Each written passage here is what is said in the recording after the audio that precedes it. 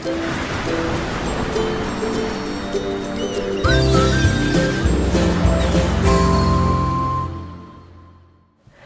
there, this is Allison with Let's Go Travel Tips. Today we've got really exciting news about how things are going on the Discovery Princess. The Shakedown cruise is going on right now, and our Let's Go family member has so kindly let us know all about it, as well as some other updates and important things I just want to talk to you about. So first of all, I would like to welcome all of our Let's Go family. You are absolutely wonderful, and I am so grateful for you. So thank you for coming. Also, a big welcome to everyone who is new. We hope you stick with us because we have been waiting for you to come. If there's anyone here who hasn't subscribed yet, will you please consider subscribing? I think you're going to really enjoy being a member of this amazing community, and it will help you stay up to date with everything that you need to know to do with cruising or traveling right now. So first of all, like I said, the Discovery Princess is sailing on her Shakedown cruise right now, and then her inaugural cruise is going to start on March 27th. We have an amazing Let's Go family member who is on the ship right now for that Shakedown cruise, and then they are going to also stay on for the inaugural sailing that goes on March 27th. And so first of all, I wanted to let everyone know, he said it's in berth, it's berth in Pier 93. That's what they were for the sailing that was leaving. But just so everyone knows, they said that for the March 27th cruise, people who are driving should park in the long-term parking there, and they have a whole structure there, a long-term parking structure, and they will lead you and everything you need to do, and then you're going to be shuttled down to Pier 50. And so what we've been hearing about the Discovery Princess having Pier 50 as her dock there is true, but I wanted to tell everyone that I am sure they have worked out the handicap accessibility. They would have had to do that for the Shakedown cruise. So if any of you are booked on that, don't be worrying about that. Just focus on being excited and getting that COVID test done that needs to be done. But other than that, don't be worrying about that. Things are well under control. The next thing he so very kindly told us is that the Enchanted Princess, if you've been on her, and the Discovery Princess are very similar. He said that the Discovery Princess is absolutely beautiful. Just the only differences that were really noticed as they got on board and first started looking around were, things like some of artwork, some wallpaper. He mentioned like some of the wall sconces, that hold the beautiful lights they always have. And so just some basic things like that were different. I don't know how basic that is, I guess, but simple things maybe is what I meant. And so it sounds like it's absolutely wonderful.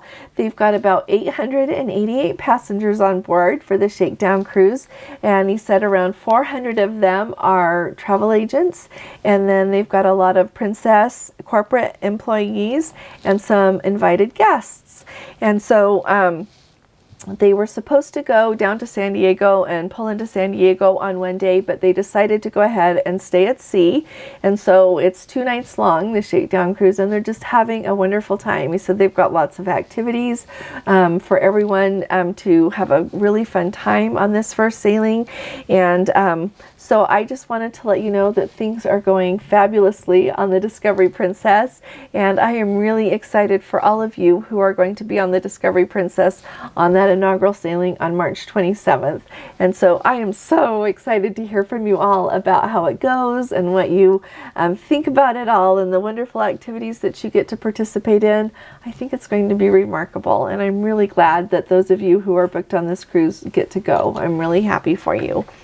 The next thing that I wanted to make sure that I talk about here a little bit, just to put some ideas in people's mind, since people are already starting to sail in Europe. Isn't that exciting? On Irish in USA, one of our Let's Go family members so very kindly commented and said that they have found that it is best to ask on the ship for currency instead of ordering from your bank in the USA, due to the fees that the banks charge, and especially if you only want a small amount of money. Or in European countries, they point out it is really easy to use their ATMs. And it is. They point out you just look for the symbol on your card.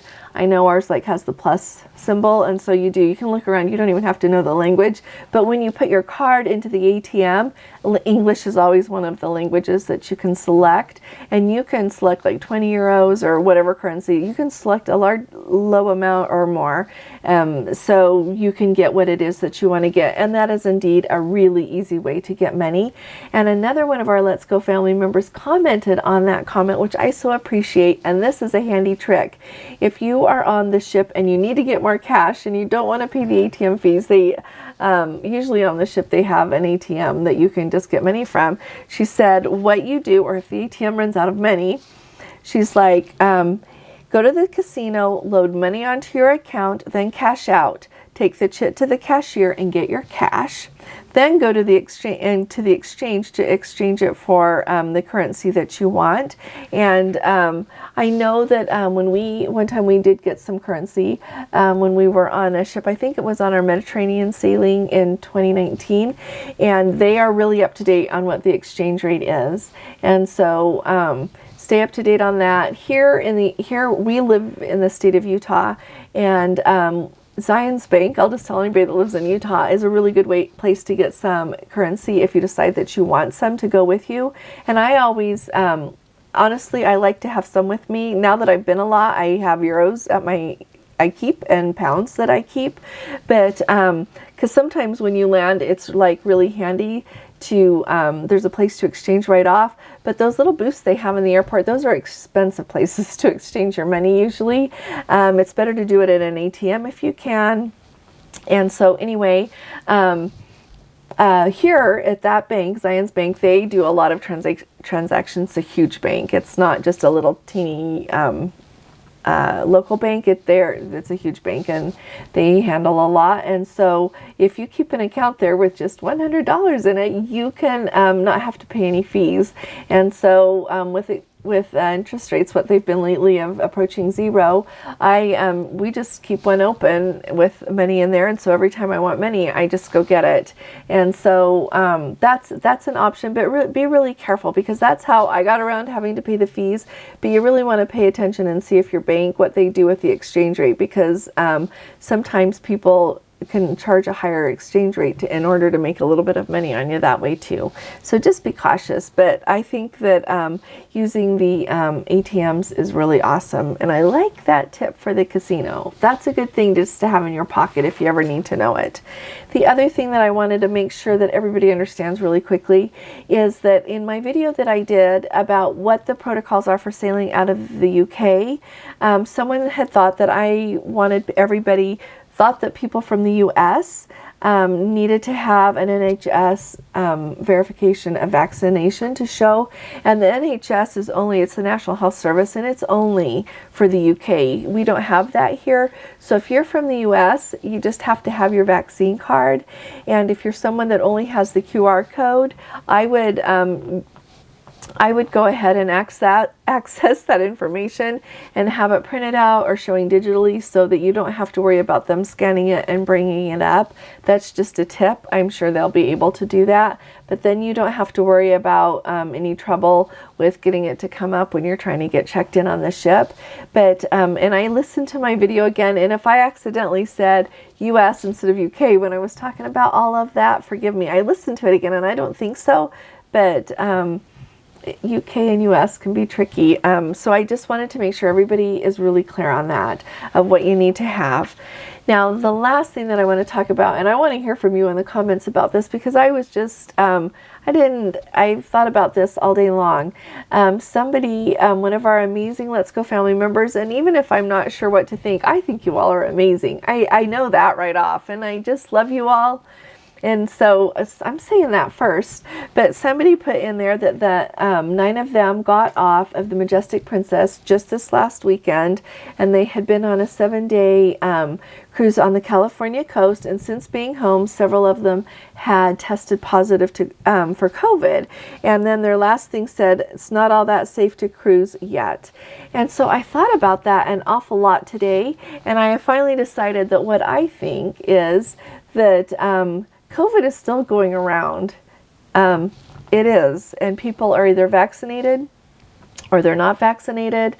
Some strains, some variants are harder on people that are vaccinated, people that are not vaccinated, but there are some strains that don't seem to be quite so hard on anyone.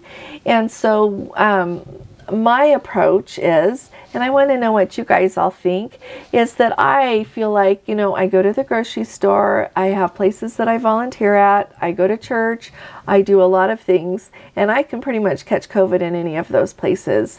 And when I decide that I'm going to go on a cruise, I could catch COVID there too. I could catch COVID in the port. I could, there's lots of places to me that I could catch COVID. And so I equate going on a cruise with a whole lot of other things that I do. And so I don't think that going on a cruise is riskier than me going to the places that I volunteer every week, or me going to church every week. I'm close in with people in those places. And so I would like to know what you all think, though. Are a lot of you still waiting to cruise yet because you don't think it's safe yet? Just kind of tell me what you're thinking, because I would really like to know, just have a better understanding of kind of where we all stand with this. I know that I'm hearing from a lot of Let's Go family members about cruises that you've got booked and you're really excited to go on. You clearly know that my husband and I go on cruises, but I would really like to hear from all of you, because I know that we've got a lot of Let's Go family members that don't often comment, and I would love to hear from you as well. And so this is everything that I wanted to talk to you about today. I am really excited to talk to you some more tomorrow. I've got a lot of news, but I wanted to make sure that we had all of this information out first for everyone who's going to be sailing on the Discovery Princess, or you're thinking how you'll be navigating, showing your proof of vaccination, or having your currency and everything. So if you appreciate these videos and updates, I would love it if you would consider giving this video a thumbs up, because that really helps us out. I'll be talking to you all again really soon. You all take really good care. God bless you. Love you. Bye-bye.